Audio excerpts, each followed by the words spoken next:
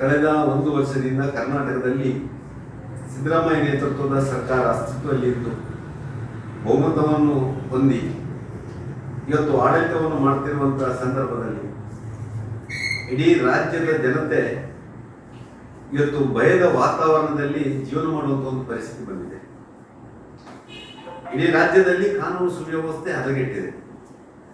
ನಿನ್ನೆ ದಿವಸ ಕಾಲೇಜ್ ವಿದ್ಯಾರ್ಥಿನಿ ಹುಬ್ಬಳ್ಳಿಯ ಪ್ರಬುದ್ಧ, ಮೊನ್ನೆ ದಿವಸ ಅಂಜಲಿ ಹಿರೇಮಠ್, ಅದಕ್ಕೆ ಹಿಂದೆ ಪುತ್ತೂರಿನ ಆ ಪೊಲೀಸ್ ಸ್ಟೇಷನ್ ಅಲ್ಲಿ ಮಾಡಿದಂತ ಗೌರಿ, ಹೀಗೆ ನಿರಂತರವಾಗಿ ಕಾಲೇಜಿ ವಿದ್ಯಾರ್ಥಿನಿಯರು ಮತ್ತು ಆ ಮಹಿಳೆಯರ ಕಗ್ಗೊಲೆಗಳು ದಿನನಿತ್ಯ ಆಗ್ತಾ ಇದೆ. ಅದೇ ರೀತಿಯಲ್ಲಿ ಬಹುಶಃ ನಾನು ಕಂಡುಕೊಂಡಾಗೆ ನಿನ್ನೆ ದಿವಸ ಮಡಿಕೇರಿಯಲ್ಲಿ ಇನ್ನೊಂದು ಘಟನೆ ಆಗಿತ್ತು. ಎಲ್ಲಿ ನೋಡಿದ್ರು ಇವತ್ತು ಈ ಕರ್ನಾಟಕದ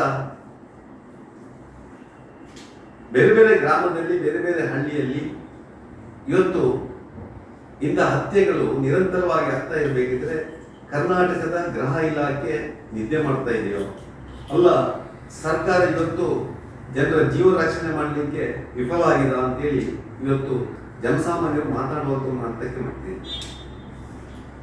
ಕೇವಲ ಮಹಿಳೆಯರ ಹತ್ಯೆ, ಸಾರ್ವಜನಿಕವಾಗಿ ಬರ್ಬರವಾಗಿ ಬೇರೆ ಬೇರೆ ರೀತಿಯಿಂದ ಹತ್ಯೆ ಮಾಡುವಂಥದ್ದು ಒಂದು ಕಡೆ ಆದರೆ, ಇನ್ನೊಂದು ಕಡೆಯಿಂದ ಗೋಕಳ್ಳತನ, ಗೋ ದರೋಡೆ, ಉದಾಹರಣೆಗೆ ಹೇಳದಿದ್ರೆ ನಮ್ಮ ಪುತ್ತೂರಿನ ಮಾಲಿಂಗೇಶ್ವರ ದೇವಸ್ಥಾನದ ಬಸವನ ಆ ಒಂದು ಕಳ್ಳತನ ಅದನ್ನು ಕೂಡ ಹಿಡಿಯಲಿಕ್ಕೆ ಇವತ್ತಿನ ತನಕ ಆಗಲಿಲ್ಲ.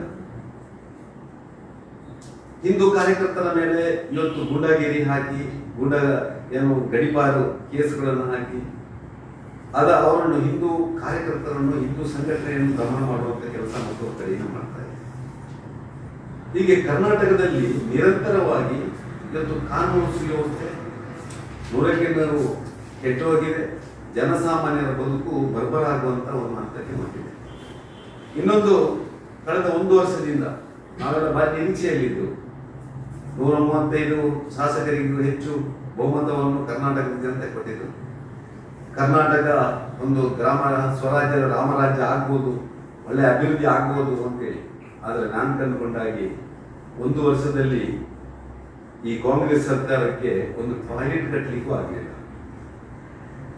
ಒಂದು ಅಂಗನವಾಡಿ ಕಟ್ಟಡ ಕಟ್ಟಲಿಕ್ಕೂ ಆಗಲಿಲ್ಲ, ಒಂದು ಶಾಲೆ ಕಟ್ಟಡ ಕಟ್ಟುವುದು ಬಿಡಿ, ಆ ಶಾಲಾ ಕಟ್ಟಡಗಳ, ಅಂಗನವಾಡಿಗಳ ರಿಪೇರಿ ಮಾಡಲಿಕ್ಕೂ ಈ ಸರ್ಕಾರಕ್ಕೆ ಹಣದ ಕೊರತೆ ಇವತ್ತು ಕಾಣ್ತಾ ಇದೆ ಮತ್ತು ಇಚ್ಛಾಶಕ್ತಿಯ ಕೊರತೆ ಕೂಡ